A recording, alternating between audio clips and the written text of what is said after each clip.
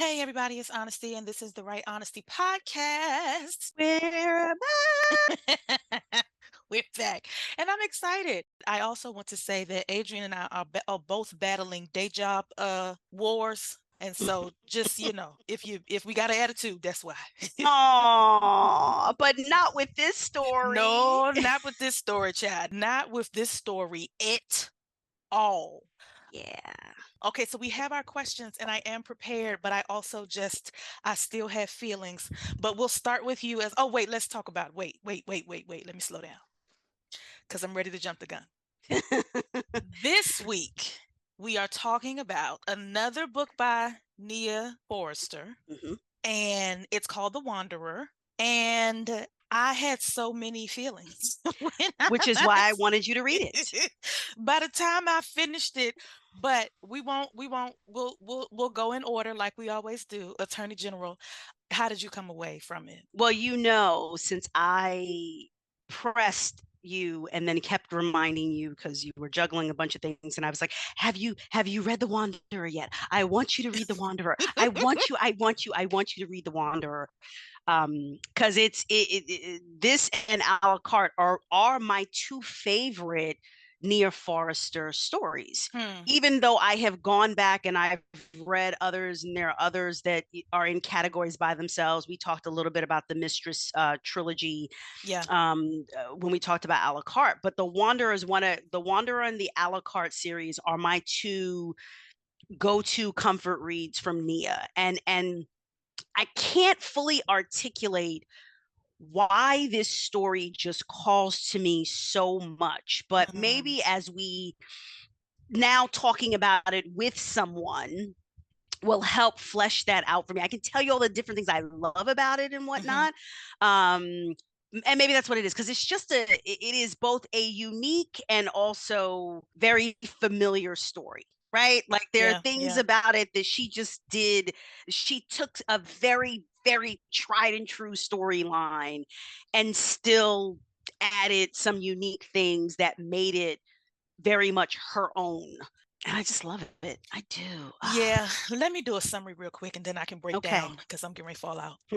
Um, So the story is about Bluebell and Brian. Bluebell and Brian went to college together, and like some college students do, they form a bond with each other and their little roommate circle and friend circle. And as a part of their coming together, they talk about how they're going to change the world. Everybody got a hmm plan. hmm They both have, though, somewhat challenging family backgrounds. I would say Blue more than Brian. Yes. And after graduation, they part ways. Everybody knows, though, that Blue is bohemian. hmm She's a citizen of the world. Mm. And so she works for like NGOs and she ends up on relief missions and kind of all over the place, doing what people expected her to do, doing the thing that sort of follows her upbringing, even though she calls herself getting away from her past, but walks right into it. Yes. And Brian does a little bit of the opposite. Yes. He was the writer and he had these big ideas. And I won't say he was Hotep, but he was definitely conscious. Yes. Yes. And his dad dies and he finds himself choosing an unlikely partner Yes. for the conscious, college black man. I won't say HBCU, but he definitely found him some colored folk to talk about the future of black people with. Yes. So he marries a white woman. hmm And when Bluebell comes back to town, that is the last thing that she would have ever believed he would have done. She was fine with him being Yes. married. She was fine with him being a father. But when she gets to his house for the reunion dinner and Becky Yes. answered the door, Yes. Her name is Melanie. her name is Melanie. Her name is not Becky. Her name is Melanie. It knocks her on her heels. Yes. And she doesn't fully know why, other than to feel like the person that I knew 10 years ago, 12 Would years have never. ago, would not have done this. Yes. And he has some feelings about it too, Yes. which we'll get into, but they end up on a very rocky and forbidden, and some would say unethical or immoral road to love. hmm That it does end in a happily ever after, but it's a rocky, thought-provoking, evocative story because I had so many feelings Of course you did. I had so many feelings. As y'all know, I have Told you. all the feelings all the time. Told you. So, all right, AG, we know that you walked away loving it. I walked away loving it. So, I'm wondering if you want to go to the questions or if you have an opening statement. I do have a bit of an opening statement because you have made me realize that for all of my years of reading, I never categorized in my mind the gradients of love stories that I was reading. Right? Okay. They were just I think broadly categorized them all as romance if they ended up together. Mm-hmm. And it has been in the course of our journey together that you have made me better appreciate that. Yeah, I had them in different levels of romance, but I certainly wasn't using categories like women's fiction, Mm-hmm. romance, small town romance, Yeah, yeah, yeah. urban fiction romance, black romance. Like it was just all romance to me. Mm-hmm. Um, and I go back to, it might have been when we talked about the Prism series where you were like, once you recategorize how you were reading it, you're like, yes, when I categorize this as women's fiction, it was like, aha, okay, Mm-hmm. right, rather than romance. And you had given your criteria for romance. I say all that to say, because I remember telling you that Nia presents herself and brands herself as a women's fiction writer. Mm-hmm. Whereas when I've read her stories, I believe probably all of them end. The couple is together. Um, so that has been in my definition. Oh, romance, right? But like you said about Blue and Brian, Lord have mercy, right? Mm-hmm. Mm-hmm. Mm-hmm. And your feeling, this brought up things, right, interracial relationships Oh and my. identity and all manner of things that are about people being in love but Yeah. maybe not necessarily falling neatly into the category of romance. Yeah. I remember you just saying, like, I don't know how this is going to end. Yeah. I am prepared for any ending. I was because I didn't know how she was going to fix it. Yeah, yeah, And I walked away loving it, but I also in the process, let me say it this way, I had not learned to trust her yet. fair. And Okay. so other authors who I've read, once I know your cadence and once I know your process, I trust you. Okay. And so even if the people are underwater and they got 30 seconds of oxygen left, you're going to get them out because I trust you. I know you know what you're doing. Mm-hmm. Sometimes when I find myself having trust issues with authors, I be mad about it. I don't want to read the book no more. I'm irritated. Mm-hmm. but I kept reading and I was like, I have to know. And I would have been okay with wherever she left them, Mm-hmm. even if it ended not in a happily ever after or a happy for now. And I Mm. felt the warning, like she already said she'd do women's fiction. So if these people end up apart, it'll just be a beautiful story where they end up apart. Like I didn't Mm-hmm. feel the urge to find out where she lived at. Well, that's reassuring. That's good Yes, to because I hear. want to stay out of jail if I can, then just if I Please, can. please do stay out of jail for us, please. Yeah, no, listen, she covers a lot, and this is one of her shorts, and I'm putting Yeah, shorts in air quotes because that is how she categorizes it. But it is a fulsome story. it Like is. you get the equivalent of a full length novel in this Mhm, for to be calling it a short. Right. mhm. And as you say that you could have been okay with them not being together, that's a I need to think about that because I'm with you, right? That normally if I feel like, okay, we need to be going to happily ever after, okay. Mhm. But the way that she positioned this, you knew that even if they weren't together, they were going to be, oh, they were going to be individually, they were going to be in a better Yes, place yes. than they were when we met them, right? So I could see where you're kind of like, oh, I would have loved them together, but definitively both Brian and Bluebell are in a better place. Yeah, they're better together. And they're better individually Yeah, than they yeah. were at the beginning of the book, Yep, I would agree with that. Definitely, right? definitely, definitely. And it was so wait, oh, I'll let you finish. No, I'm done. I'm done. Go ahead. Okay. It was while I was reading this that I said, I can comfortably go into retirement. Yes. I Yeah. said, I don't need to write nothing else. I ain't got to write nothing else. I feel so good. I felt free on my insides.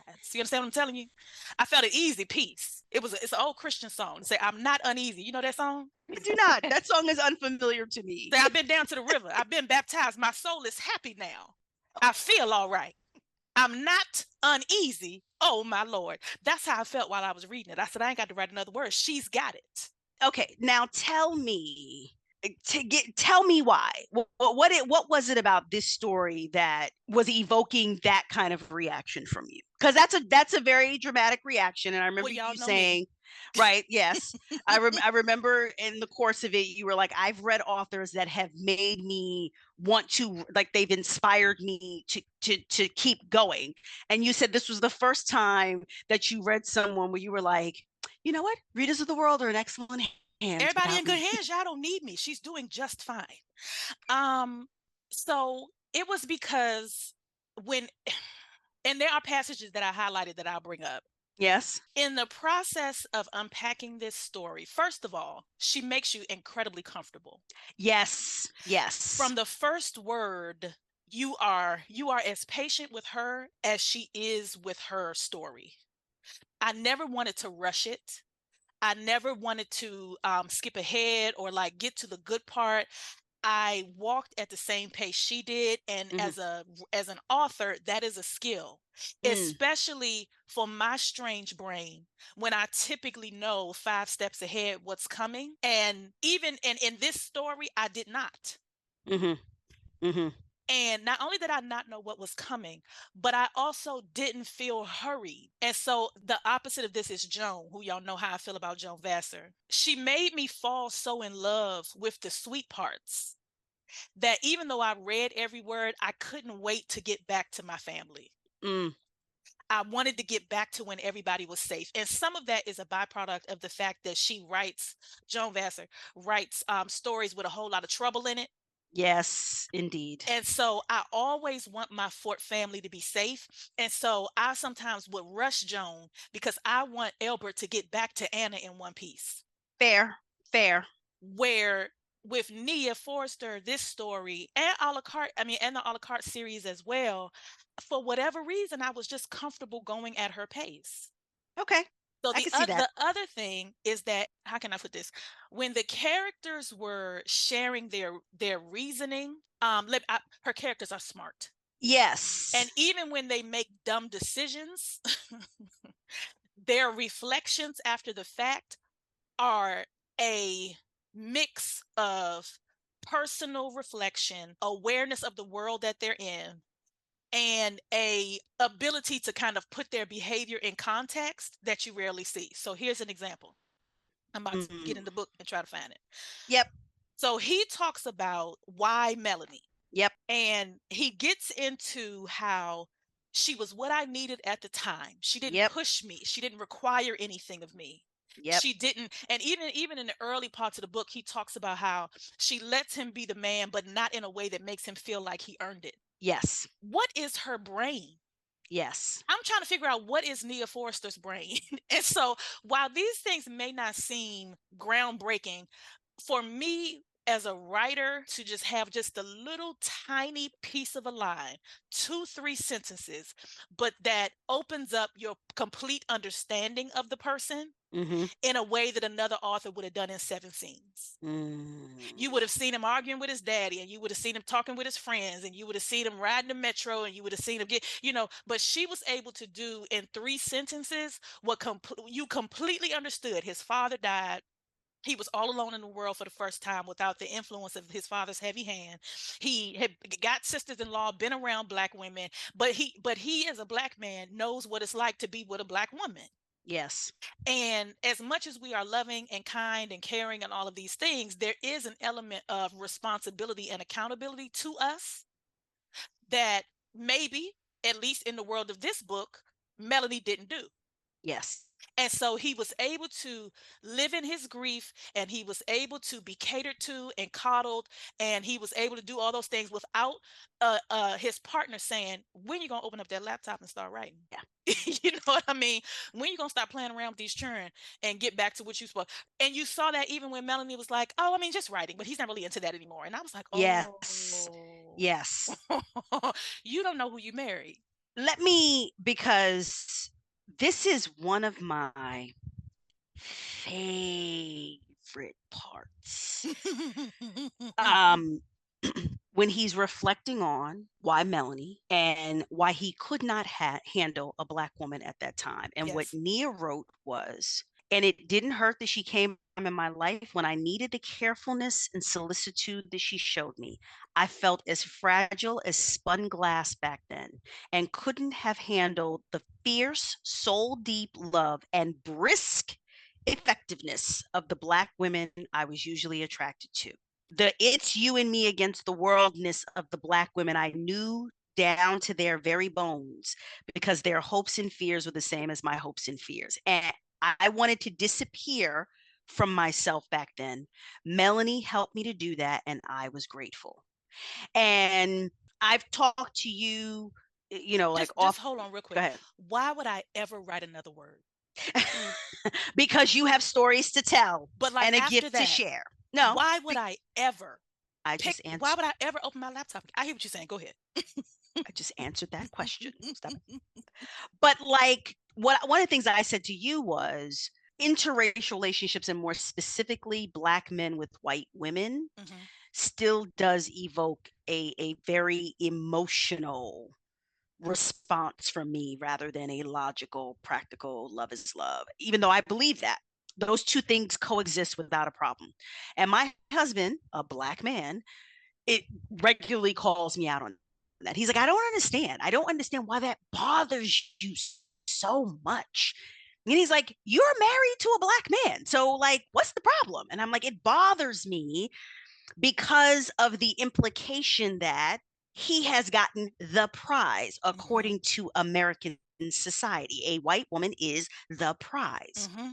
And now that Black man has ascended to a certain point, the pièce de résistance is Right. get you a white woman on your arm, because that says I have made it, and it Mm-hmm. drives me crazy. And I know that there's all manner of things wrong and that can be challenged about that. It is a gross, broad stroke and oversimplification of the situation, although that is the truth, that white women are still held out in this country as the prize, right? All over the world as the prize. And if she is blonde haired and blue eyed, then you have really hit the Yeah. pinnacle of the statue, in terms of prize categories. But the way she laid out through Brian his thinking, I was able to read that and hear it Mm-hmm. and get it Mm-hmm. without being like weak ass Mm-hmm. sponge, spawn, nigga. Like I just like I had a certain amount of empathy. And I love something that you said when we were talking about it, as you were reading it, right?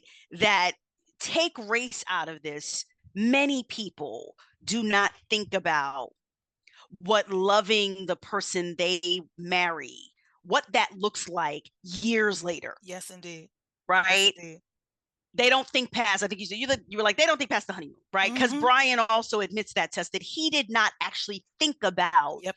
what it would mean to be loving Melanie and having children with Melanie all these years later, particularly, and he doesn't say once the fog of grief had receded, but Mm-hmm. it is once the fog of grief from his father's passing recedes that he starts looking around and waking up and being like, hmm, Right. This ain't what I thought it was gonna be. mm, yeah, I mean, I thank you for being here, but right. And I appreciated that Nia did not make Melanie a caricature. no, she She didn't. I was felt not for her. cliche, right? Nope. Like Melanie had more depth to her, such that it was hard to kind of give her the back of the hand, be like, well, what's that? Like Melanie recognized that she married a Black man and that there were things that she was not going to understand and she was going to have to keep educating herself. You and I ended up on different sides, right, of the Williams, comparing going to Colonial Williamsburg Yeah. to going to the National Museum of African American History. And, because Brian was just livid that she put the two in the same boat as if they were Mm-hmm. equal. Um, and the fact that she didn't get it, right? Mm-hmm. That she would have even come up with that idea. And I actually, you know, I was, if you could call it Team Melanie, I was Team Melanie, because I was like, well, Mm-hmm. wait a minute. In a sense of, when you choose to marry someone from a different, that is outside of your culture, that does not know what it is like to live in your skin, Yeah. then you are taking on the responsibility for the fact that the education of your journey and your experience is going to be a lifelong journey with this person. Yeah. Sorry. Because at the end of the day, the way that Melanie is described, Melanie is what? Strawberry blonde, blue eyed. Melanie had been navigating the world as the pinnacle of the prize in this country. And yes, she then married a Black man. That doesn't erase what Melanie knew and her experiences of the world before she met this Black man and they decided to have a biracial child. My argument was that, which is what he tells her, you are no dummy. You know how to read and research. And so don't sit across from me and ask me to walk you through every situation and scenario from the lens of a Black person. You know what erasure is. You know what a whole lot of stuff is. And so if it don't look right to you, it don't look right to me.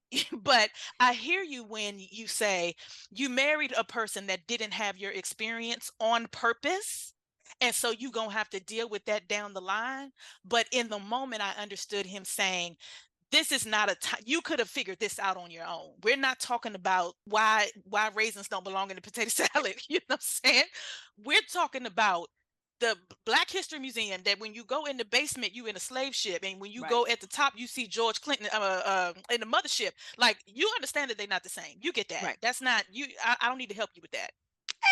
Yeah, yes and no, right? Because Yeah. it just kind of goes back to, you know, number one, it's like, this is what you signed up for. Number two, no, she's not stupid. But again, we're talking about someone having to constantly remind themselves that the person they've married has had a very different experience than their own, Yeah. which by this point is intuitive to them, right? Their experience of this country is intuitive because they're adults now, right? Right. So that's why I was just, so to me, I gave Melanie not so much more grace, but they were not two strangers. They weren't even two coworkers. They were husband and wife. Yeah. So you do make certain demands of your spouse that you understand would not be appropriate of your coworkers, and that could include having, continued patience to continue educating you, where your coworkers are well within their right to be like, it is not my job to continuously educate you on Yeah. white supremacy and, structural racism and so on and so forth. But you're not married to your coworker, right? Yeah, I hear that. I think the proximity in their relationship does make a difference, because it's one, like you're saying, it's one thing for a coworker, or even somebody in her family that wasn't her to Right, be like, educate me for free. right, But when it's your wife, y'all be in the same bed, like, you put your mouth between the legs, you might want to clue her in, like, you know what right, I'm saying? Like, y'all might want to talk about these things now that you know what shape you in, and kind of, you married to, and theoretically ain't no turning back. Y'all might want to do a little primer so that right, she's up on game. right. And then I think going back to your point about not thinking about what it would be like to love her and be with her from here on out, right? Not also thinking about what it would mean to raise children and needing to balance the identity journey for their children, Yeah. you know, Yeah. and how it seemed like Josh was here, and then it was like, huh, okay. Not that they weren't thinking about it at all, right? We learned that they're in this biracial, multiracial families group, and there are other Which was hilarious. the makeup of that group is overwhelmingly right, Black Hmm. men with non-Black women, and the different permutations of that, and of course the one father who seemingly he don't know if he's coming or going, right? Because on the one hand he's constantly deriding Black women, but on the other hand he's constantly, critiquing and making fun of his wife for seemingly, from Brian's interpretation, for seemingly not being Black. Right. Right. So, and Brian wondering when he thinks about that, that man's son's name, what was it, Yep. Jamal? It was Jamil. Um, It was Jamil, and he's like, he has given him a name to prepare him for navigating the world as a black man. You know, he gave him a definitively black name so that there would be, regardless of his appearance, there should be zero question about how he identifies. Jamil Johnson at that. Right. Right. There was just so much to this story, right? Like, we haven't even, think about what we've discussed, and we have not even gotten to the love story. No, haven't scratched the surface. And that's why when I finished it, I said, I'm comfortable stopping right here. Because I said, this lady ain't no joke. This lady ain't no joke. I kind of want to go a little bit pace beat by beat because That's fine. there was a lot here. So they meet in a coffee shop, accident. She's just coming back from wherever she was at, somewhere else. And she didn't have a cell phone, which kind of gives you the first clue into who she is as a character. And this is the other thing I want to say. So have you heard of the manic pixie dream girl trope? No. Okay. So if you've what is it, something of the spotless mind or whatever, or if you're familiar with the show, The New Girl with Zoe, yes, whatever. So it is the woman who is, she's sprightly, she is fun, she's she's exciting, she's eccentric, she has eclectic taste. Okay. Everything about her is fun and untethered. And Okay. she usually meets a straight-laced, button-down guy who eats the same food every day. Think Adrian Monk without the OCD. Okay. Okay. And so she meets him, and she's supposed to wake him up and show him the world Yes. that he's been missing.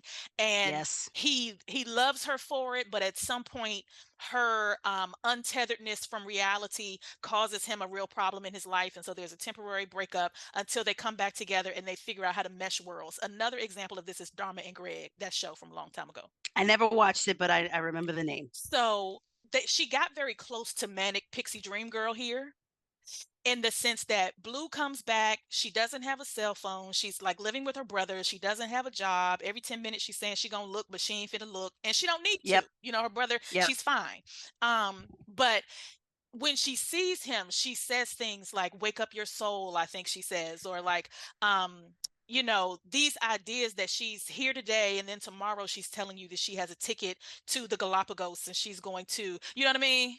Yes. And that she was supposed to ruffle him, which she does. But in this instance, it is not her bohemian nature that tears them apart. It's him making some poor decisions and some of the poor decisions that they made together. And so that was another reason why I really enjoyed this, is because she turns a well-known trope on its head. Because even if you don't know the name of it, you've seen it. Yes. And so she turns it on its head by the breakup not being the woman's fault because she's too up in the clouds and dreamy and starry-eyed. But in this instance, like, something completely different happens.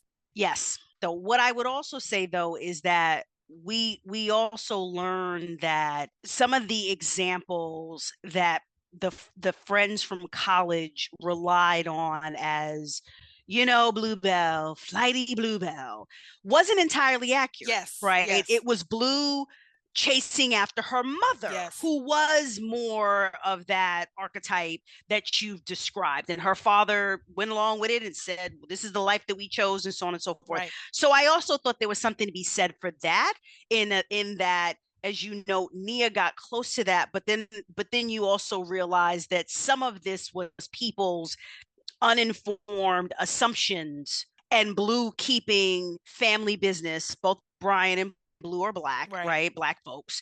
Their other two friends in their college circle was a white man and an Asian woman. Was she Korean? I think she was Korean. And so there was a certain amount of keeping business within the family, so that the time that Blue disappears and calls them from Niagara Falls and says, I don't have my ID, and they're like, oh, Bluebell, here's Blue again, flighty, crazy Bluebell. And we find out later that it was her mother who had gone off on a jaunt with another man, because the parents had an open marriage, and the guy, I think, had abandoned the mother at Niagara Falls, and the father, this was the one time the dad was like, well, I'm not going to get her. And she called Bluebell hysterical, and Blue pulls things together and to go get her. Right.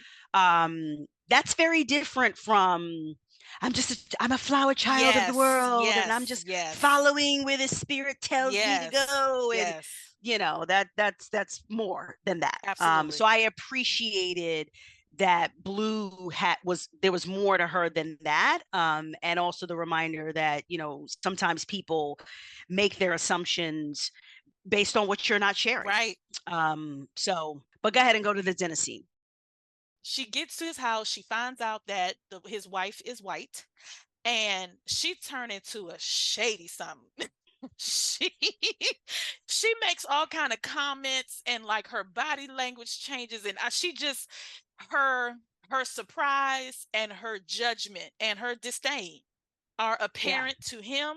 And Yep. did you get the sense that they were apparent to Melanie too, or was she? No. Yeah, she didn't No. know. She didn't get it at all. He got it Hmm. immediately. She had no idea. I also thought Melanie didn't know, but I said, I wonder if AG read it a different way. So Melanie, the wife, is just flitting around. Oh, can I get you some more potatoes? Oh, can I like? She don't even know that every word out of Blue's mouth is a knife, Yes. but he gets it. Yes. But I want you to talk about sort of like what happens in the conversation In the conversation with at Melanie. dinner and why Yes. that's one of your favorite scenes. Well, I love that scene because when Blue mentions the writing, Yeah, and Melanie is, oh yeah, that writing thing. yeah, He doesn't do yeah. that anymore, you know. And Blue says, "Oh, huh. She don't know her husband at all, honey.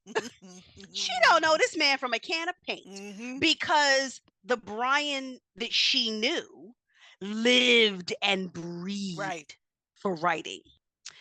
What I wondered was, with Brian, it was like, well, why didn't you tell her? Like, Yeah. you knew, because right when we're in the car with them on the way back to his house, he brings his son along, and Blue is looking at his son, and she's like, a suspicion is beginning to form in my brain, but we shall see. Now his head And thick, but his here, skin light. What's going on? right.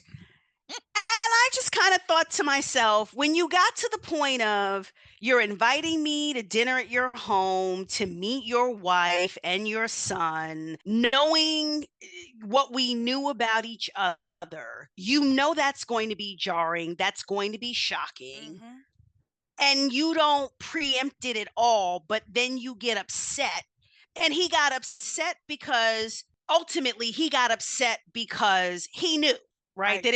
that this was not right, Hmm. for him, not right, not to say it's not right objectively, but it was not right for Brian. And Blue knew that. Hmm. And Blue knew him well enough, even after all of these years, to be like, you ain't changed that much, did you? Right. You became a completely different person such that you married a white woman? Right. Huh. Right. And then to, couple that with hearing that he didn't write anymore. His wife didn't even, it was, however it was positioned to her, she looked at it as a hobby, or Hmm. something he, was unimportant. And Blue was like, but it was everything to you. And we Right. weren't talking about doodling in a book and Right. writing about nonsense. Like, Brian was planning to, make a career on like commentary on race, right? Yes. And socioeconomics and Hmm. politics. Hmm. So he was planning on tackling weighty, meaty, Yes. important Yes. topics, Yes. Yes. and then put all of that to the side. And this woman that he committed to spend the rest of his life with had no idea how important that actually was to him. Absolutely. And Blue is like, what the fuck? And Yeah. She perplexed. is perplexed. She can't handle it. So, according to Melanie, dinner is fine. According to Brian, he know that Blue is with shit. so, Disaster. It was a disaster. and so on the way, taking her back to the metro because it's set in Washington D.C. Hey, home. On the way back to the metro, it's tight in the car, and as far as he's concerned, it's over. So she calls him at work, and they engage, and at first they have a conversation, and he ends up coming like over the phone, and he's like, I'm busy, whatever, and he comes to her house. And when he gets to the house, it is It's on. it is then that we understand that he is. So first of all, he holds her accountable. He makes her say it. He makes Yes. her say what her problem is, and he won't let Yes. her feign ignorance or use a euphemism or, 5 words when one will do. And she says it, and it makes him angry. Yep. But it's in that moment that he realizes that he's angry with himself, not her. Yep. Yep. And so they end up kissing, and it was kind of like a ooh. It was a little moment, Yep. and that is the spark that is the beginning of their relationship. Yes. How did you feel about how their friendship developed? Because that kind of happened first, or like the rekindling of their friendship. It's like as it was presented, you could have seen Blue and Brian simply being platonic Yep. friends and nothing more, right? So then, not that you're like, oh my gosh, sacre bleu. Like, clearly you're kind of thinking to yourself, okay, at some point these two people get together, right? This is not just going to be a book about a platonic friendship Right. and the friend having feelings about, Brian as a friend being married to a white woman. Like, there's clearly something going to happen between the two of them. But it was like the way they were engaging, and it's not until they go and they meet their old college roommate Seth, and Seth is like, you always had a thing for her. Like, come Mhm. on now. Mhm. She was always your kryptonite. And he's like, what? Right. Because nothing ever happened between the two of them. Right? Did they share a quick kiss? But nothing more than that happened. And then it was dismissed by both of them as, oh, no big deal, no big deal. And then they went off, and then the 10 years go by and they had not seen hide or hair of one another Right. in a decade. Right. Um, so I think what Nia also gave you was that they weren't just, while there was a lot of passion between them, like that kiss alone, right? You're like, oh Mhm. my gosh, it's just, all these emotions being worked out. I'm overwhelmed. But they genuinely connected and had these commonalities for all of the Brian is the more straight-laced and Blue was the more untethered flower child. She viewed him as an artist. Like, his art medium was writing Yep. and hers was painting and drawing Yeah. and things of that nature, but she viewed him as an artist. And the notion that he would have stopped creating art, or what was the way she would Making say, I'm art. making art, Mhm. that he would stop making art really broke her heart Yeah. for him, Yeah.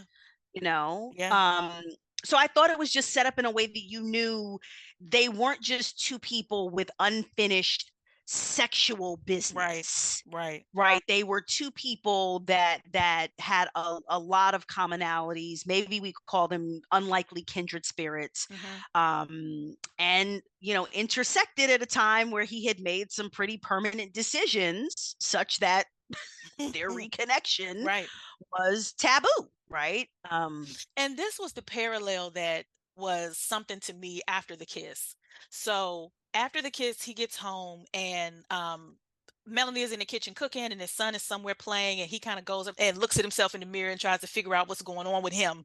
Mm-hmm. And he says, I knew when I asked her address, I had an idea deep down what might happen. And that actually was an early breadcrumb to Yep. when Melanie shows up with Blue later and says, "Hey girl, I got news for you." But anyway, Yeah. but at the same time that he is outlining who Melanie is to him, she likes to cook for me. She respects my masculinity and all the things he's saying. Right after that, though, he starts to talk about the kids at his job and how they are the Mm. thirds. They are Yep. Henry the third. They are Thomas the fourth, and they all have three very established sounding first, middle, and last names. Mm-hmm. And he talks about the little boy Henry and how he did a line in the middle of class, and they said he just stressed out, leave him alone. Mm-hmm. but Mm-hmm. but the privilege that they get, yes, because of their class and the money that they were born into, but also because of their skin color. But that's butted directly against who Melanie is. Yep. And so you see him start to not he's not putting her in the same class as his students or vice versa, but he's acknowledging that whiteness has its perks. Yep. And that while Yep. he benefits from some of her socialization as a white woman married to a black man, there's just something about Blue Yep. that he can't shake now that he's seen her again. Yep. And in the book, the closer they get together and the more he and Blue experiment sexually and in all those pieces, he begins to resent Melanie for not figuring it out.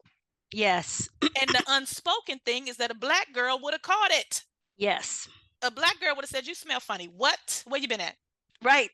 Right. Like, Right. why are you looking like that? Something ain't But right about you. well, but it was also the acknowledgement that even though he married her, and Melanie says this, right? That Brian never fully made peace with his decision. Yes, yes, yes, It yes, yes. still bothered him when they Yep. got looks, right? When they go to whatever restaurant it is and he's seeing the hostess and he's wondering if the hostess is giving him the eye, and, her smile dimmed a little Yes. bit when she looked behind him and she saw Melanie. And he never got over that. He never fully made peace with that decision. He Right. made the decision. He made this very permanent decision, Yep. including having a child, but he never fully made peace with it. Yep. Right. And so, for as unique and amazing as Blue is, the bottom line was that Brian, I think that Brian would have stayed. We know that Brian previously cheated with a Black woman.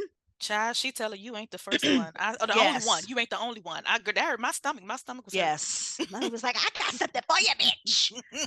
You thought you were the first? You think you're special? Well, you're not. But the reality is that Brian was always going to still want the things that he could only experience and have with a Black woman.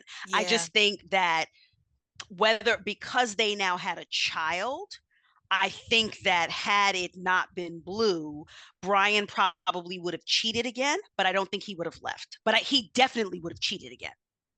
Yeah. In my opinion. Yeah. I don't think he would have become a serial cheater. I think it would have been every couple of years.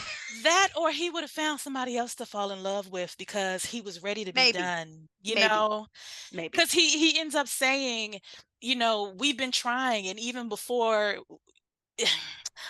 but Blue was, she did tip the scale, no doubt about it. But things had not been super easy before she showed up. Correct. And I suspect that that's what happened the first time, and like you're saying, I suspect that would have happened again, not through any fault of Melanie, right, but just because, like you highlighted and she put in the book, as time went on, he was rethinking his choices. Yes. Yes. And I don't know how you do that in a marriage without either having a conversation or doing a dumb thing he did. Yeah.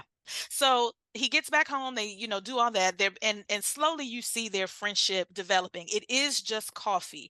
But I remember writing to you in the chat that everybody is making dumb decisions.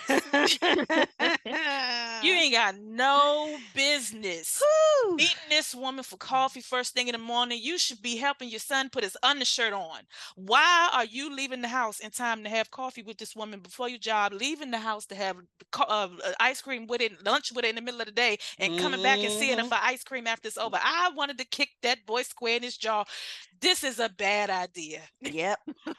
And he's saying to himself, we're out in public. Yes. We're just talking. Yes. Right. But it's that intimacy, which is candidly more dangerous. Yes. Right. Yes. The intimacy was getting deeper and deeper and deeper, so that you knew the physical was right around the corner, but now this was never just going to be physical, because it didn't start physical. But what foreshadowing is that he's jealous from the beginning when he runs into her, and who was the guy she was having sex with that had the tattoo Darius. shop? Darius. When he sees and he notices, I look up from Blue, and she is grinning at some tatted out dude with a mohawk and a wide grin. He nods his acknowledgement of me, and he gives Blue a long, full-bodied hug. He makes no effort to politely distance his pelvis from hers, and that is how I know that he is someone that Blue has already or will screw around with. Yes. And so immediately he picks up the scent yes of his competition, even though in the moment he don't even know that's his competition. Like, you know what I mean? Right. It's like he, in his mind, he's still friends with Blue, but in the same way that she felt in ownership of him, or at the dinner, he feels ownership of her when they run into Darius. Yes. And this is why I'm telling you I don't need to write no more. I don't know why you don't get this. Anyway, okay. So it's so good. It's so good. It's so good. I hope we're doing it justice, honestly. Truly. Truly. I want to skip ahead to when they decide to make it physical. Yes. The first time they have sex is exactly the way it should have been. It was awkward. It was painful. Hmm. She was in her head about it. And, the only thing that would have made it more awkward is if they had bumped teeth or somebody had failed. Yep. You know what Yep. I mean? But it is exactly how you think a first time would be with somebody you ain't got no business opening your legs to. Yep. Yep. And she cried. She, like, a couple tears slipped because she realizes I am having sex with somebody else's husband. Yes. And everything that that means, because I'm losing my friend, Yep. I'm having sex with somebody else's husband, and where are we going to go from here? Yeah. And for all of her, right, kind of going back to the perceptions of Blue, like Blue wasn't free love, sleep with whoever, even though that was the kind of, she resented that her parents had that kind of marriage. Yes. Right, she absolutely resented that. She wanted the structure, right? And we find out, right, that Blue, during her time in, is it Congo, now I'm I think forgetting, so. Yeah. that she married an Algerian man, and he was killed, and she's like, look, it may be that the marriage wasn't even legal, but it was legal and official to us, right? It was, Hmm. and that meant it was all about me and him. She's wearing the cologne that he would have worn just to feel closer to him. Yes. I said, Lord, this lady can write a book. I Yes. swear to God, she can write a Yeah. book. Because he notices that she smells like sandalwood and he thinks that she's being hippy dippy Blue. Right. No, she's remembering her love. Yes. All while recognizing that as much as she loved him, when she is honest with herself, she's like, I don't know that we would have worked out longer term. Right. Right, with they had a pregnancy scare, and she could see the fear in her husband's eyes, because it was kind of like, ooh, we can't just pick up and go. You have a baby, you can't just, you're tethered, right? You're Right. tethered in a different Right. way. Um, but yeah, I agree with you that the first time Blue and Brian have sex, and Brian is like reassuring, he's like, I am exactly where I want to be. I want to be here, right? But to the point where Blue gets dry, right? She's like it, and it's painful because she's no longer aroused, because she's now in her head about the fact that, like you said, she's committing adultery with this man. But the feelings are there, and it becomes this, they can't stay away from each other, which, that's why I'm saying, like, this is not unfamiliar, right? Right. And yet Nia positioned this in a way that it was unique. It was. It It was was. unique. That's all I know how to say, because like, Blue's experience here. So, what's the boy name? Brian goes to see their other old friend. He goes to see Seth, and Mm-hmm. Seth issues a warning. Yep. Fuck around with her if you want to. She gonna blow Yep. your life up and then get Yep. on a plane. Yep. And he like, oh no.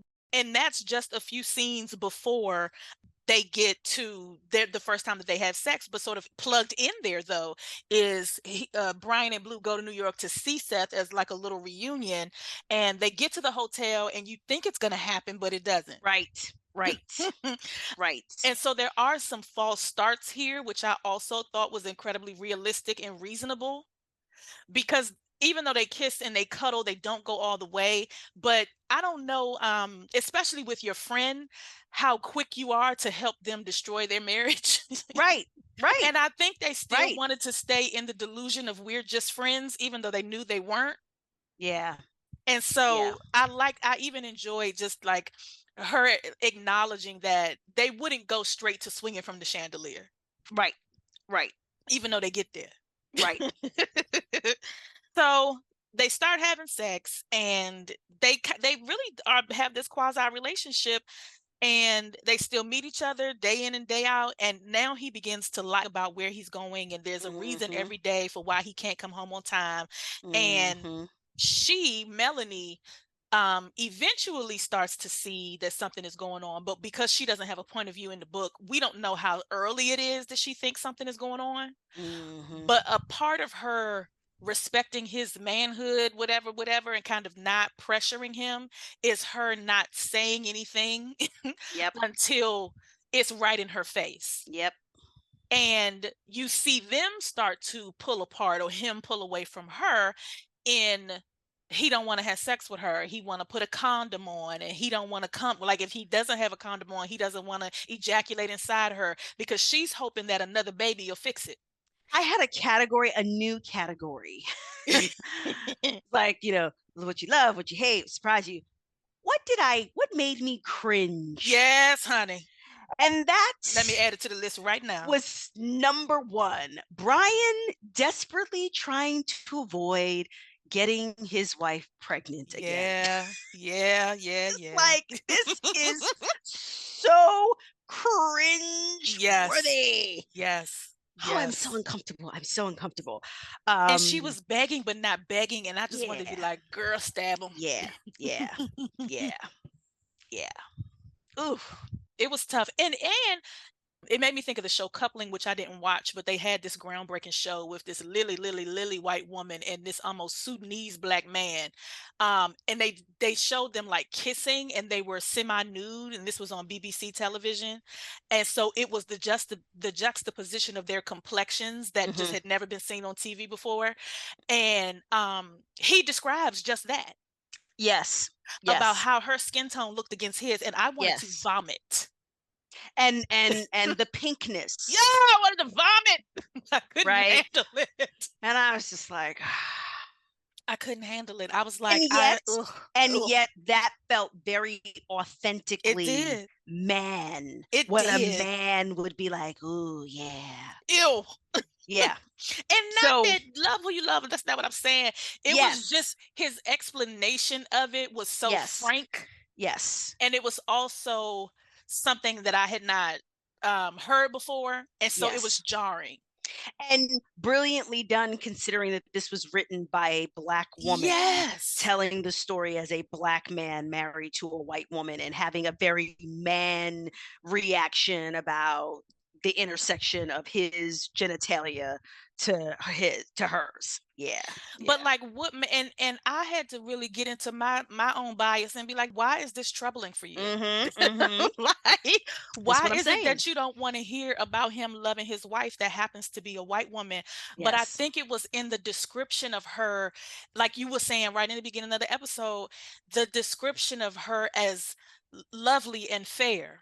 Yeah. That I was like, I don't want nothing to do with this. This is making my stomach hurt. Yep. He had the prize. He had the prize. Yeah. He had the prize. And black, white, or green, to leave your mistress and come home and have sex with your wife, ew. Like, come on, bruh. Tell her your stomach hurt. And yet. People do it every day. Exactly. As part of keeping up the facade. Yes. People do it every day. Because he eventually acquiesces and goes without the condom, and she picks up on the fact that he pulls out and tries to, like is written in the book, finish her off with his mouth. And I was like, I want to go underneath my bed. Yep.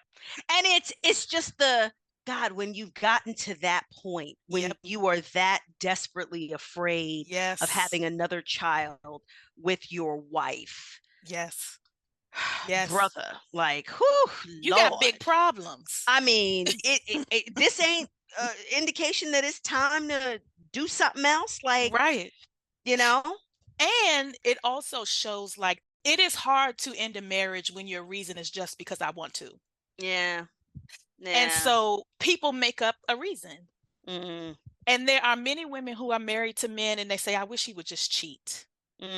Because you feel silly divorcing someone and people say, what happened? And you say, I just didn't want to be married anymore. You sound like a crazy person. Yeah. Or, I just really felt like he didn't pay enough attention to me. You know what I mean? Or whatever the reason is that seems small when you're relaying it, but on the inside of you, it's taking you out of here. And so it was also an illustration of him creating a reason. Yeah. A reason that he had created before, but just miscalculated. He thought she was going to fly off the handle, and she said, okay, well, just don't do it again. Yeah. And I know he said, God damn. Yeah. Right.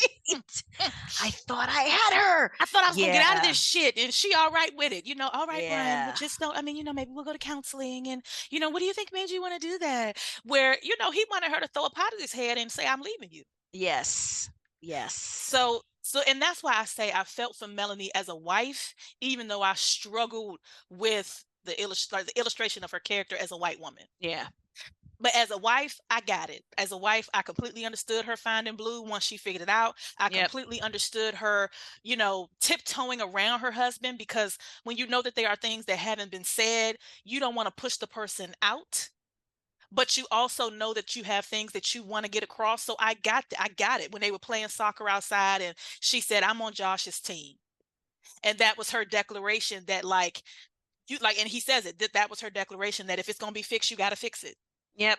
Yep. But as a white woman, now that's where I had to get myself together on the inside. I said, I need some DEI training. Because as a wife, I got it, but as a white woman, it was hard for me to find my compassion. Yeah. Yeah. I mean, I had to like be is let's come to Jesus moments where I was like, this is not okay. And yet Adrian acknowledged that you are a little less upset Mhm. about this because she's white, and you need to sit with that, and you need to Yeah, be honest with yourself about that. And I was like, yes, I feel bad, because at the end of the day, and it just made me angrier at Brian, because I'm like, you put us all in this stupid ass situation right. because you're the dummy that married her in the first place, instead of saying, let me get Thank my you. mind together, let me Thank clear you. my head before we go and get married. So like that's where I kept coming back to directing my anger at Brian, because I was just like, you put us you put everyone in this situation, right? And Yeah. I loved your point when we were talking, that I've really sat with where you were like, even when you take race out of it, right, Hmm. this story could have gone the same way that it did, with there being different major issues between the married couple, Yes. right? Yes. Going back to who he was when he made the choice to marry her Hmm. is not the same person that he is, six, Hmm. 7 years later. Hmm. And he didn't think that far, right? It could have been a person that had, terrible money management issues. And he's a stickler in terms of, being on point with the money. It's a whole host of things where couples, one partner wakes up and realizes, what have I done? Hmm. What have I done? Absolutely. How did you feel about the drop in of his student? That's one of the things that made me cringe. Yeah. Um, and I think it was because it was so realistically done, right? And Hmm. it's like, shout out to the teachers, right? Hmm. Because what happens is he has this young lady, her name is Madison, and Madison is obsessed with death, and not in the kind of like gothic, I like to wear black and listen to Evanescence or Right. Right. Right. whoever, Right. right? But like romanticizes the thought of dying. And Brian, being a studious, um, and dedicated, even though teaching is not his passion, he's dedicated to, this is his job, and he wants to be, good at it. And he's like, this is not okay. And he raises the concern with her mother more than once. And the mother's reaction is to sick the principal on him, because the mother doesn't want to hear that there's an issue. And when Brian won't just be ignored, she then gets the principal to tell him, we said what we said. This is not an issue. So knock it Right. off. Right. And then what happens is Madison tries to commit suicide. And now mama is circling back to the school, Yep. or there's concern on the part of the school that the mother may circle back and have questions. And Brian is like, well, there should be no questions because I told her that I was concerned, and he gets the party line of, well, legal has said, and this is where I got No annoyed, admission of guilt. right, legal has said it would be better than I have any contact, and let's not put anything in writing, and so on and so forth. But that was the straw that breaks Brian's back in terms of teaching in this very well paid, position at this very well appointed school, where he's like, I'm basically, what does he say? Like, I'm a babysitter for juvenile, well, Yeah. wealthy juvenile delinquents or something. But he makes a great living, right? He's not, teaching in like Newark, public schools or Camden public schools, right? He's making clearly comfortable six figures as a teacher at this private school, but just that wounds him so deeply because he's like, what if the next time she will succeed, right? And we saw this coming, and I tried to ring the bell. And we see Brian being comforted both by his wife and his mistress. Right. Right, in Right. terms of, and both are saying the same things, Yep. but it resonates differently. Mm-hmm. Right. Melanie is almost like, look, you did all that you could. Right. Blue says the same thing, and yet it resonates Mm-hmm. differently. Mm-hmm. And it's the equivalent of calling up to get the teacher to change your child's grade, but with the Mm, stakes raised. mm, And so the mom is so disconnected from her child and so doesn't want to hear something that is as unpleasant as something wrong with your baby yeah. that she makes him take it back as if he can unsay the words or that that's going to change his mind. Right. It's an example of how white parents can execute power in ways that black parents cannot. Yes. And I'm very curious about if she would have made the same demand of a white teacher. Mm, And so all the time he is surrounded by people who aren't like him, and maybe some of the stuff at school maybe exacerbated his awareness that Melanie is never going to get it. mm-hmm. And Melanie's a teacher herself. And Yes. so she understands what it is to talk to a parent about it, maybe need an IEP or 504 or whatever. But for whatever reason, like the comfort provided by Blue, like you said, it just hit different Yeah. because there's so much unspoken in being made to toe the line at work. Yes. When the head of school is white, the parent is white, the child is white, the other teachers are white, your wife is white, like it's just something about Blue knowing all of the unsaid feelings, all of the irritation, all of the fear of losing your job, like all of that he doesn't have to say. Because here's what would happen. If he hadn't taken it back, then they would have let him go on. And then at the end of the school year, they would have found some other reason to fire him. Yes. Yes. And Blue would have known that. Yep. Like she would have known that without him needing to say it. And Melanie would have said, that's ridiculous. They wouldn't do that. Yes. Yes. So Yes. it was just, Chai said, I don't listen. She came to work. She came to work and she wrote the book. That's all I know how to say. Yes. And that's what I mean about like so many different things that are happening here where it was so much more than just reunited friends turn to lovers in the midst of infidelity. Mm-hmm, mm-hmm, Yes, mm-hmm. that happens too. That happens too. Um, and again, we haven't even really gotten deep into Blue and Yeah, so her let's go there. parents, Let's go right? there. Let's go to Blue and her parents, child, because Woo! that was a doozy. Go ahead. I mean, so we're not told exactly where Blue grew up, but it's not DC. And Blue gets concerned. She wants to go visit her parents. She hasn't seen them in several years since the last time she was in the States, and she decides to go visit her parents. And her parents are like the true flower children, eat of the earth, right? No one belongs to anyone else. So sleep with whomever the spirit leads you. And, as she says, they were vegan before people even knew what that was, Mm-hmm. and yoga and all of that. And Almond um, moms. yes, yes. And, she goes back to visit them, and it puts her and Brian in an interesting position because he feels like she's running away. And she's like, I'm not running away. I'm going to see my parents. But going back to that brand that Blue had of being flighty,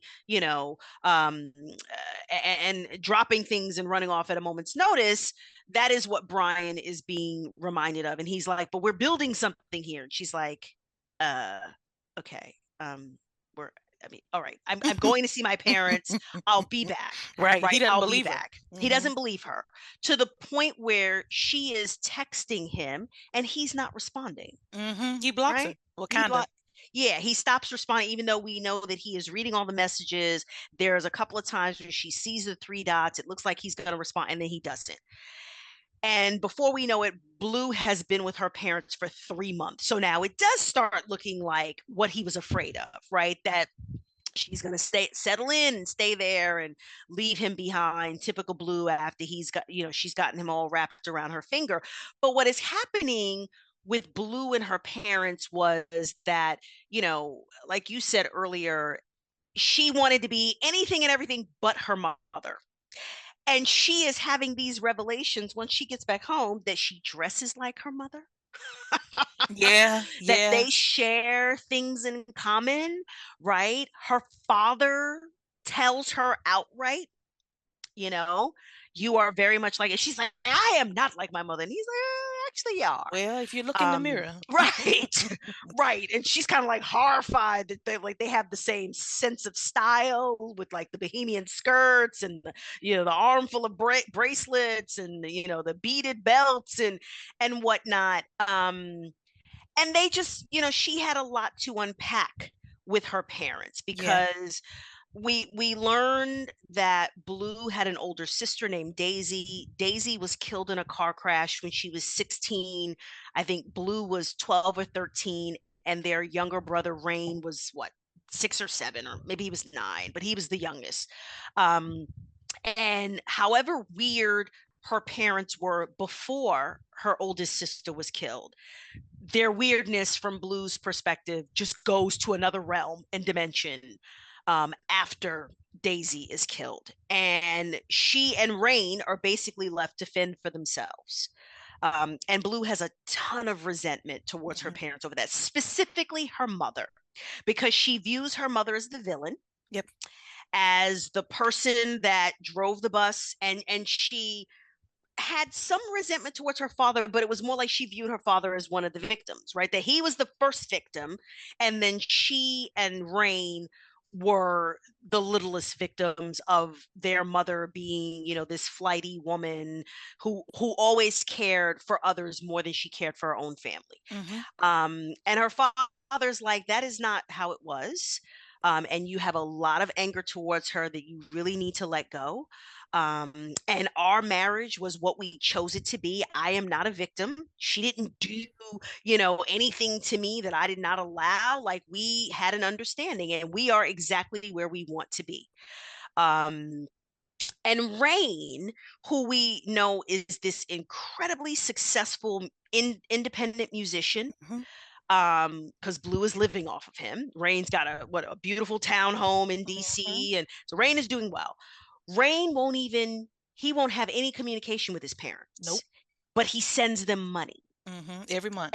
And they refuse to touch the money because they view it as his shame/dismissal money. I don't want to Hmm. have anything to do with you, but I'm gonna send you money as my penance for the fact that you're my parents and I don't want to have anything to do with you. And Rain is like, look, I for my mental health, I had to stop carrying them around with me. I had to let them go. And this is as far as I can take it. I can send them money to make sure that they're okay. But I can't have any contact. And that's just how it's going to have to be. Hmm. But when she gets back to their childhood home, right, the lights get cut off because mama ain't paid the light bill in like 3 4 months. They sitting on bank with this, account that Rain has been putting money into for several years that they refuse to touch. But Hmm. mama ain't paid the light bill. Mama ain't picked up the rug or the carpet on the floors since God was the boy. And daddy got all kind of like, pulmonary issues because they're like, it's probably allergies. And the man been inhaling patchouli dust for, 2 decades or whatever. But it was just watching Blue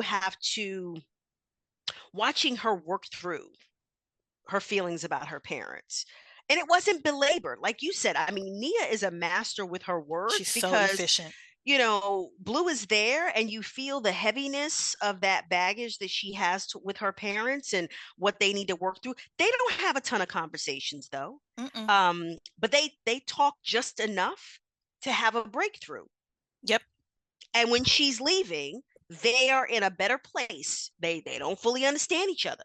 They don't fully, absolve one another for things that have happened, but they are in a better place than they were when she got there. Yeah. Yeah. And a couple things. So he doesn't trust that she's coming back. Right. And he hears Seth. Seth's word, thank you. Seth's words echoing in his ear. He felt completely rejected by her need to do that. When she tells him that she's leaving, he says, "We're building something. We're working on something." Like, nigga, you is married to a whole woman. Right. Right. What? Whole woman. Please tell Whole. me what we are working on when you are at home with your wife. But anyway, so it he feels rejected and it hurts him. And he a little bit feels like Seth is right and like, and so he uses that time to try to disconnect from her. Yeah. And so he's not, like you said, he's not answering the text messages. He's getting them, he's reading them, but he's not answering them. And she's either leaving voicemails or voice notes or something like that. But I liked that she could be without him. Yeah. Even in her calling him, I just like that there's drama, but not melodrama. Yes. Yes. And so she doesn't turn angry and she's not like, how dare you? You better pick up the phone. You know what I'm saying? Right. Like, Right. she doesn't, she wants to tell her friend how she's doing and she's hoping that her Yes. friend is okay. Yes. And she misses him, of course, and all of that. But I liked that it didn't go a soap opera way. Yes. And there was enough longing and I miss you and like I get it. She's saying it to him, but he doesn't respond till she's back. That I felt like that's what a grown woman would do. Like Yes. she didn't turn into a child because he wasn't responding to her. Yes. This is what I can't remember, and I'm trying to look and see how soon is it after she gets back. Do they run into each other or he finally answers the phone when he's in Chicago. Yes. Or either like the airplane going or coming back. And I think it's about the little girl, isn't it? You might be right. I don't remember. I don't remember what it was where they finally speak. But it really is like this drink of water, right? When you've been parched, the first breath of fresh air when you've been in a stuffy room, even though he had been withholding. Yes.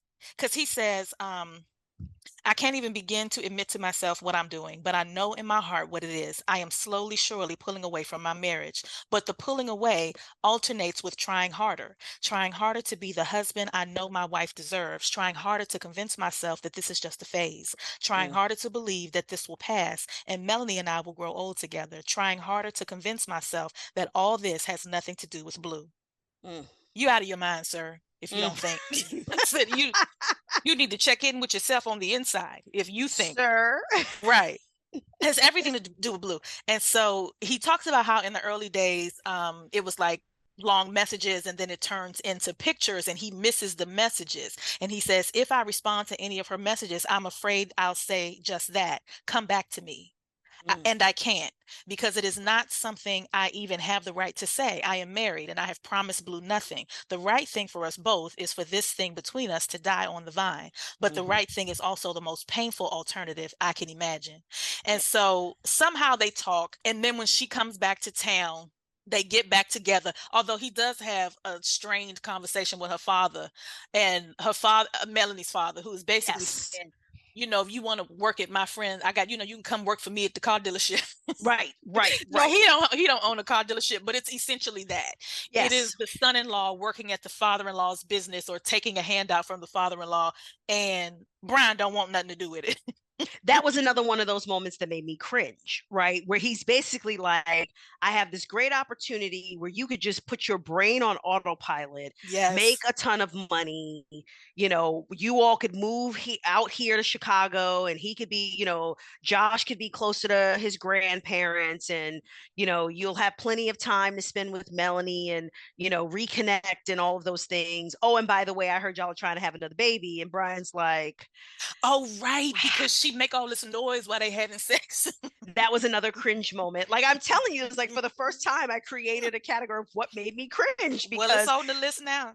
And that whole thing, while also knowing that, because remember he tells us, and I'm pretty sure that Melanie's sister wants to fuck me. So I was just like, oh my God, I am just so unbelievably uncomfortable with this whole trip to Chicago. Like everything is bad. Everything like, it's is just bad. Ew.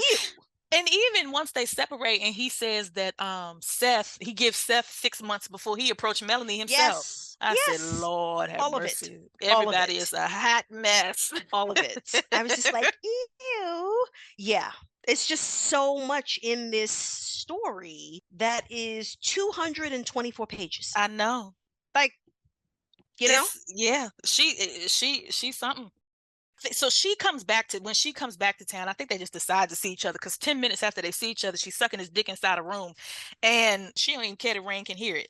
Right. And Rain ends up bringing it up to her because he wants to get engaged to his either Eritrean or Ethiopian girlfriend. Yes. And how you say it? Eritrean? I want to say it I right. think it's Eritrean. Okay, that whole thing is working out, and she says now that you want to marry her, you got to behave yourself on the road. Right. And he says, I don't cheat on her. Yes. Yes. And he alludes to like, I'm not like Brian. And I was like, ooh, gut punch. Yeah. Yeah. And this is the setup. This right here is the setup. Because he says, I'm not like Brian. And she says, Brian isn't like that. Yeah. It is not a whole lot of time later that Melanie comes to her, sits across from her, and she's so scared that she thinks the lady got a gun in her bag. Yes. Yes. She's like, I don't know how this is gonna go. Whoo, honey. And she says, it's either you're not the only one or you're not the first one or something. And Yep. I could not believe it. Yep. That thing hit me like a ton of bricks because just like for Blue, for me, it pulled the rug completely out from under me. It pierced the bubble of, college friends coming back together. I saw Blue and Brian's relationship as righting a wrong, but they just righted it the wrong way. Yeah. But like I completely was wrapped up in their little bubble of love, even though I knew it was wrong. And when Melanie sit across from her and say, baby, this is his kink, finding black women to fuck to apologize to the community, I said, I'm through with the book. Yep. I was done. Yeah. My feelings were so hurt. You're not the first one. Ooh. He's cheated on me before, always with black women. Ooh. She says almost musingly, child. Ooh. Yep. Ooh. Yep. Listen. I just want to pause here. Undone. Yep. Yep. Completely undone. Yep. I was embarrassed. And you again giving credit to how she wrote Melanie. Melanie don't get hysterical. No. Melanie is not screaming, crying. The way she even relays, she says, you know what I think? She asks, a look almost like a smile playing about her lips. I don't think it's about the sex for him. Ooh. And I definitely don't think it's about love. The last word she says with something like grim amusement. I think it's about acceptance, she says. You should see the looks we get, the looks even Josh gets. And I'm just and Blue says all of a sudden, after Melanie has dropped her bomb, she says all of a sudden Melanie's calm makes sense. She already knew that I probably did not know this about Brian. She was relishing the lead up to telling me. And look, had Nia written Melanie shrieking and all kind of bitches and whores and at the top of her lungs. I mean, she yells at there's one point where she says something like, "You're sleeping with my husband," right? And it captures the attention of two girls that are walking by. But other than that, that's it. Like Melanie is not like some irate, hysterical, So in that respect, Blue should have been nervous that Melanie might pull out a gun and shoot her, because it could just as easily happen when the person is being calm as it is when the person has snapped. But it's a brilliantly written scene. Oh, girl, made me cringe. Oh, I felt embarrassed that I felt everything Blue felt. I felt embarrassed. I felt stupid for rooting for them. I felt it just made her believe that everything had been a lie. Yep.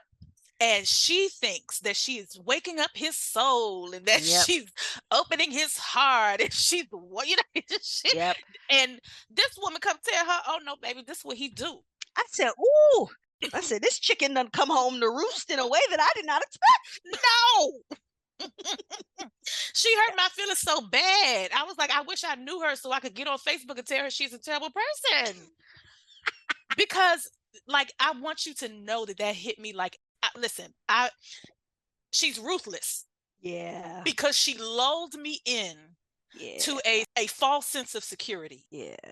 Especially because she had just damaged me by having them not speak to each other all this Yep. time, and Blue being consistent, Brian fully giving her the cold shoulder.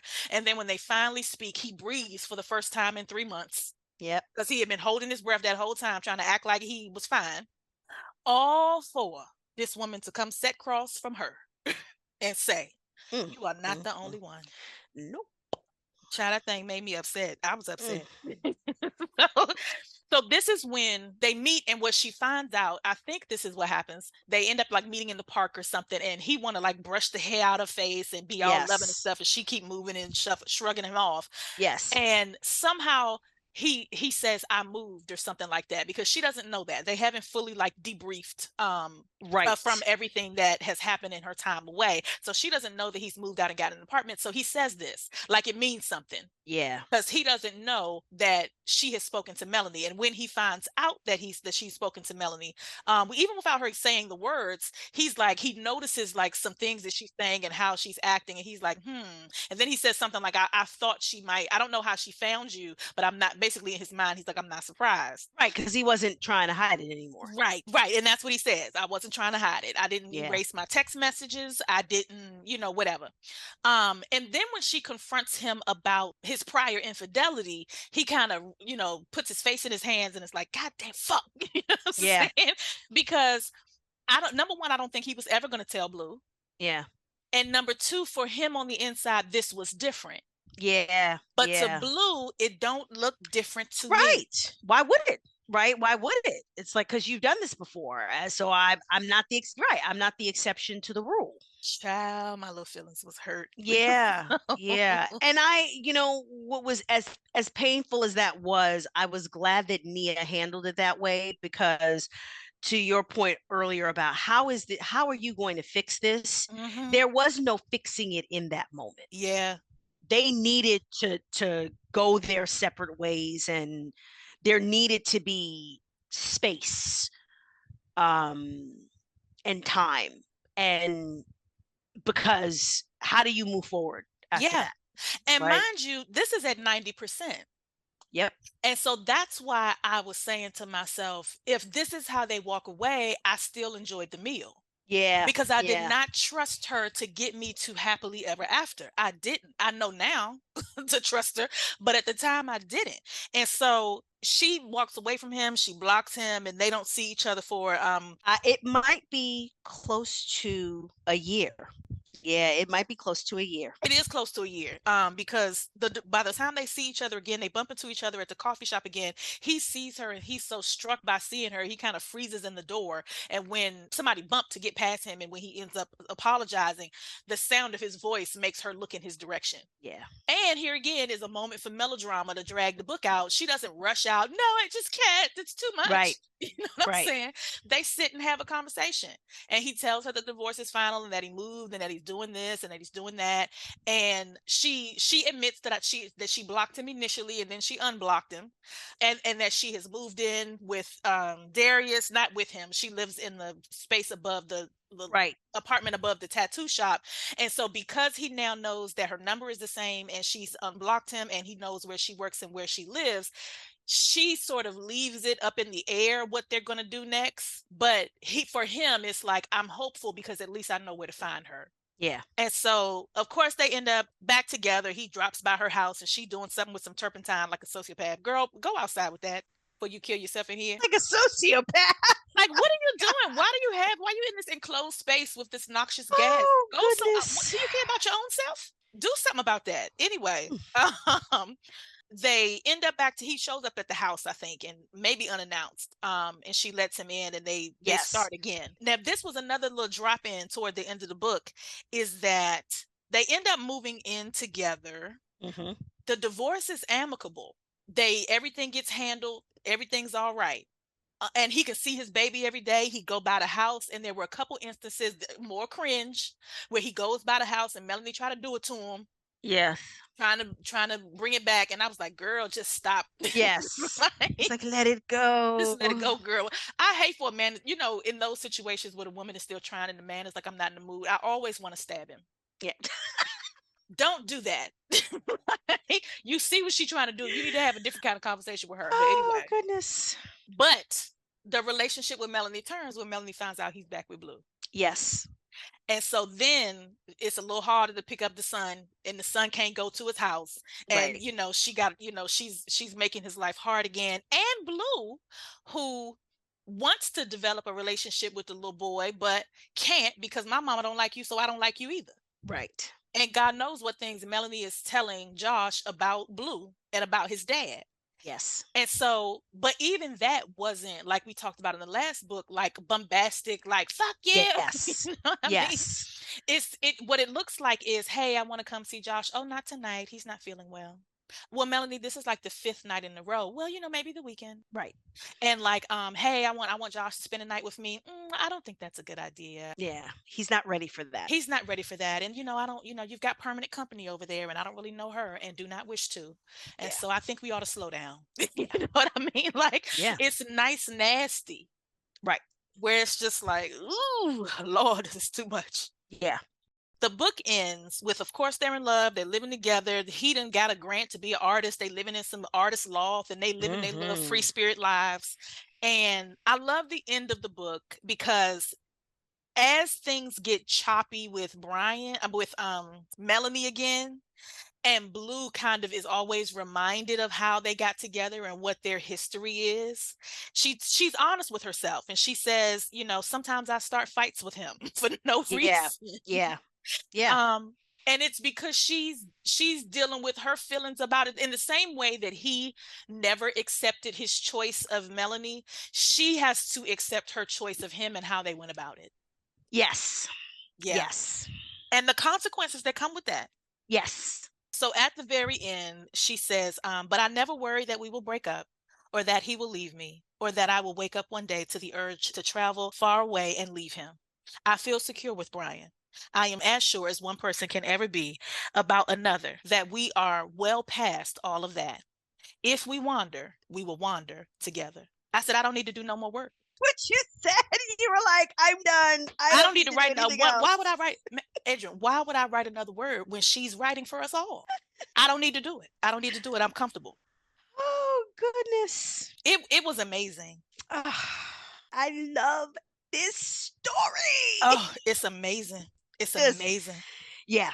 And like I said at the beginning, I have a better appreciation for why this would not be it's not a pure, it doesn't fall into the pure category of romance, right? Yeah. It is a form of romance, but to just use that label does it a disservice, right? And create certain expectations that might be unfair if you want sappy sweet from beginning to end. Yes. There's one argument about chicken or burgers that night, but then we immediately, and sometimes you're in the mood for exactly that, right? Yeah. Sometimes you're in the mood for the smooth, uncomplicated, right? Sometimes you're in the mood for the rip your heart out, smack you around, and shove your heart back into your body. Somehow it's still beating. Mm-hmm. And then sometimes you're in the mood for something like this.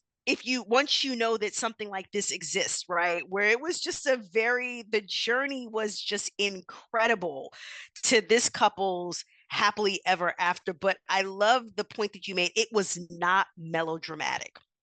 They went through some stuff where you're just like, but it wasn't like on the page people are, throwing things and screaming and hopping in cars and peeling off and some of the other ways, not to take anything away from those dramatics, but some of the other ways that authors give you those dramatics, like folks was calm, folks was drinking coffee, dropping bombs, right? It's just kind of like as if they were commenting on the weather. Right outside the Jamba Juice shop. Right. While you're picking your face up. The Jamba Juice was the scene of how many crimes in this book? Many crimes.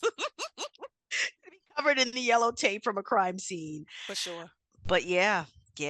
She did the damn thing. Yeah. See, this is why I was like, read The Wanderer. Have you read The Wanderer yet? I want you to read The Wanderer. And I kept putting it off, but I'm so glad I did, because this is how I know. I said I can comfortably stop. Everyone is in good hands. Now you won't stop, but yes, what a feeling to experience. We will not allow you to stop. We will not allow me to stop. Okay. I think I'm gonna do the commitment one next because I do want to see how we get to Keisha.